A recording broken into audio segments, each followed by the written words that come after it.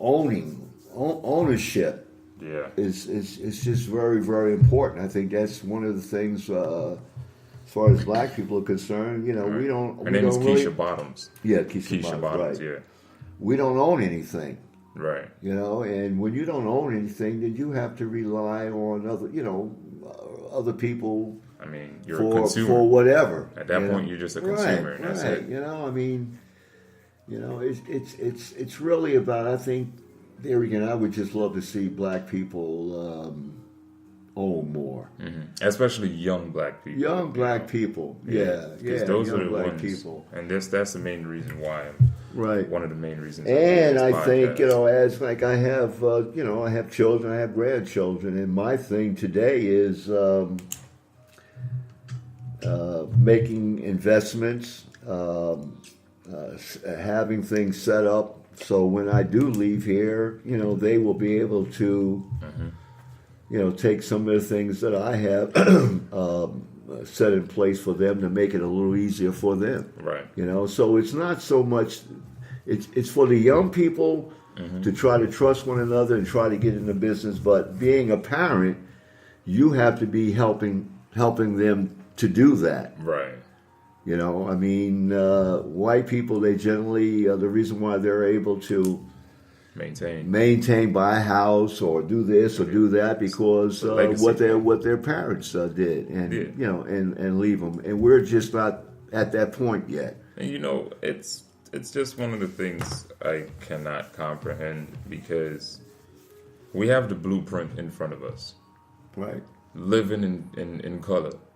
But we still don't take it. Mm-hmm. Like, for instance, I got a few white friends, and right.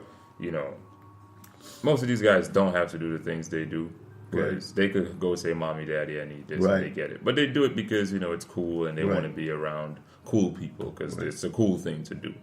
And you just look at it and you think to yourself, "Man, it's right there. Mm-hmm. It's like, what are you guys doing?" Right.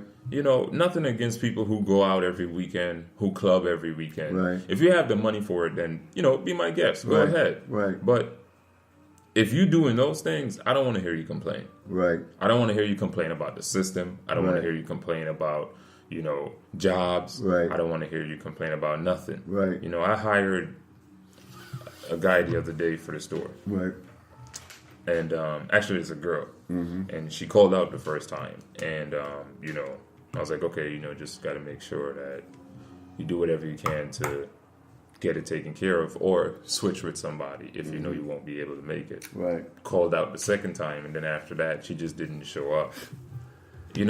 But these are the same people that complain and say there ain't no jobs out there. They ain't this, and the system is doing... Right. For me, my personal opinion, the system does nothing to us. Right. It's what we think the system does to us. Mm-hmm. My uncle once told me everything in life is mental.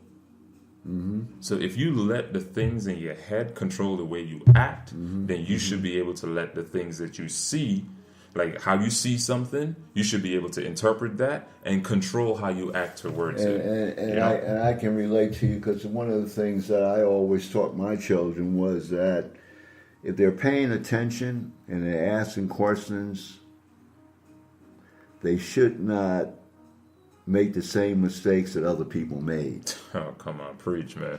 You see, if you don't do that, then you're going to ultimately be an example for someone else. Mm-hmm. Okay, and which you do not want to be, not in a negative way anyway. Right. Okay, course. We do not have enough people. That's why having a strong family is important because we don't have a lot of people that we can say, look over there, look to the left, or look to the right. They started their own business, and being able to go into that place, their place of business, and possibly getting some information from them, something as simple as what we're doing. How did you do this? Having a conversation. Exactly. So that's why it's important to have a progressive family. Yeah. Because once you start having kids, it's really not about you. It's really not about you. Man, what you haven't done, most likely you're not going to be able to do. Now, I'm not saying that you can't take a vacation here, or you can't buy a suit here, or you can't do this.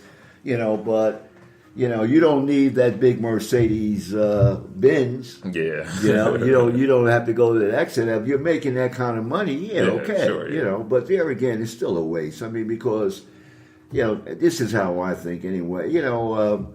A car is no more than getting you from point A to point B. That's the same thing. And most of the time we buy, we want to buy a flashy car, big car, because we want to impress people. Yeah. Or make people, let people say, hey, yeah, he must be doing okay. He's driving this, he's doing that. Yeah. That type of thing. But hey, it's just important, man. I think black people just have to trust one another. We don't trust one another. Yeah, enough. We don't trust one another when it comes to, I mean, at a very young age, and I guess I got it from my father or some other people that, I saw positive things happen. I was always wanting to buy property, and I would always suggest to some of my friends, hey, let's pool our money together and let's do that. And when I approached them like that, they thought I was crazy. Yeah. I mean, they weren't. I don't know anyone that was my age that was doing the things that I was doing. And the perfect example is that you got, the young white guys meeting up at the golf course. Like, hey, I got this new idea for a business. Right, exactly right. And they talk about it over a game of golf. Exactly right. So, it's just. Yeah, what you're saying is absolutely. We have to stop being we have to stop being the consumers. Yeah. Buying stuff that's really not important. It's not even. It's not even about the importance of it. It's just the thing that we've had this mentality of, I want. Right. I have. Right. But the things that you want and have are not indicative of what your family is going to be thinking about when you're gone. Because when you think about it, a lot of people, especially black people, are in debt. And when they leave nothing for their kids but debt. Exactly right. Where the kids have to pay for the funeral. Exactly. Yeah. But on the other hand, white people have the prepare blueprint. And that's what I right. say. That's right. We have the blueprint in front of us every single day. Right. As long as we live, this blueprint is going to be in front of us. Right. A white man is going to come up. He's going to study. He's going to be called a nerd. He's going to do everything that he has to do, right? He's going to be the most unpopular person in school. He's going to wear the big, ugly glasses.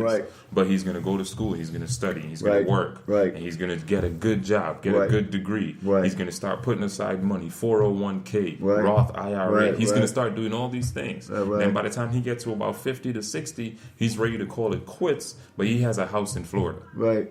You know what I mean? See, but that's the reason why, there again, man, it's the reason why,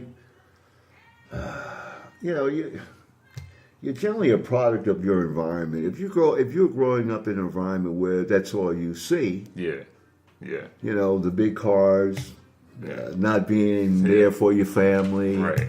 Your father lives over here, your mother lives over there, when that happens, you can. Problems start from that. When you don't have a cohesive family, you're not together. Problems going to start happening. The boy is going to probably get into some trouble. Your son, your daughter's going to possibly get into some trouble. I mean, because you're mad on one side of the coin. You're mad that you don't have that family unit. And now you can't. The daughter can't get her hair done when she wants to get it done. Right.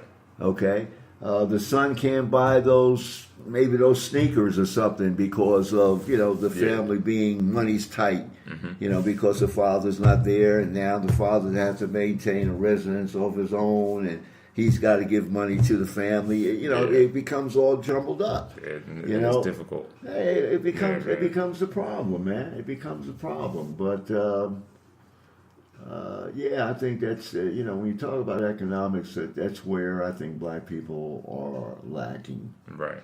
I think with more people like myself and a lot of people that I know personally, I think with our collective effort, something is going to come into play. And I had this one idea because I actually want to create a foundation called Journey to Paradise, a nonprofit organization that gives second chances to people who never had the resources or access to resources that they needed. So, and not even second chances, but first chances, because some people just never had it. So let's say like I'm 2 weeks out from graduating from my dental assistant training program, right? And I had to do an externship. I did it with this dentist right down the street on South Cobb Drive. Black dentist, Dr. Manning. She's really good as well. And, you know, I met her at the store. Now, you know me. I'm a personable person. I love to talk to people. So when I met her, the first thing I do was introduce myself, you know, and we started talking, and bam, I got the externship. But what about the people who are not as, you know, outspoken as I am, if they're going to find it difficult? Or what about the people that just don't have access to those type of people? So what my foundation is going to try to do is we're going to try not to give money as much as possible, because I think, in my opinion, and I'm sure you probably would agree with this, money is just a temporary fix. I come to you and you're struggling, and I give you $200. Next week, you don't have nothing. But if I come to you and I say, hey, go to XYZ store, tell them so sent you, and you're going to start doing your externship there. From that, if you perform good, you get a job. From that, you get a job, you afford to get your own place. And from that, you get a family. So you could help people in tremendous ways by just giving them access to resources. Well, like the old saying is, you know, don't give them a fish, teach them how to fish. Exactly. You know, so that's what premise. That organization that I have in mind is all about. And but how is that going to? What are you going to get out of it? I mean, are you getting just the satisfaction? Just the satisfaction. Like I always used to joke around and say, all I want is a shout out at your graduation.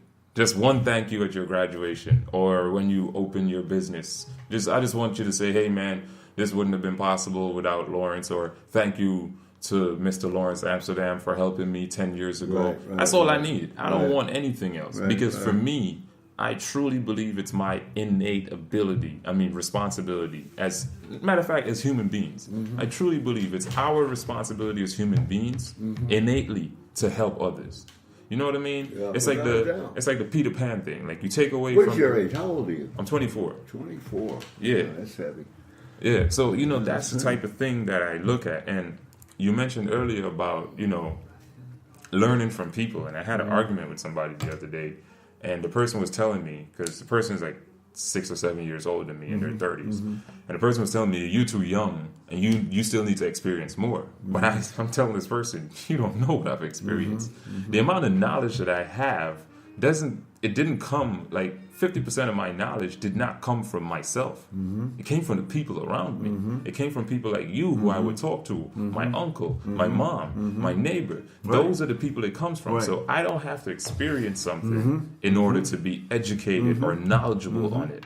So, you know, that's what I do best, talk. And in the first episode of this podcast, I said, talking is a really good thing, but people make it seem like it's a bad thing. Because when people say you love to talk, it has a negative connotation. So what you need to do, if you know that you talk a lot, you need to flip that and see how you could solicit something from that talking a lot to benefit you. And what I did was say, you know what? I like to talk a lot, so I'm going to switch this around and use this to get information from people. So I could be a 24-year-old but have the mindset of a 34-year-old. You know, so that's the way I try to think about things, and that's why I want to do that foundation to help people.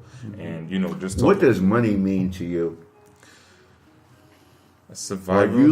Are you looking to make a lot of money? Are you looking, investing, buying?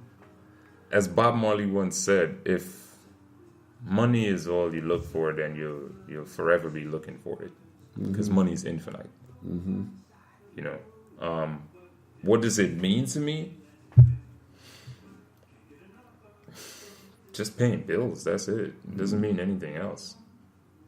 Like, when I talk to people, and especially a younger person who doesn't really know what they want to do in life, I usually ask them, if you had to choose a career where all it did was pay for a comfortable house 3 bedrooms, 2 bathrooms.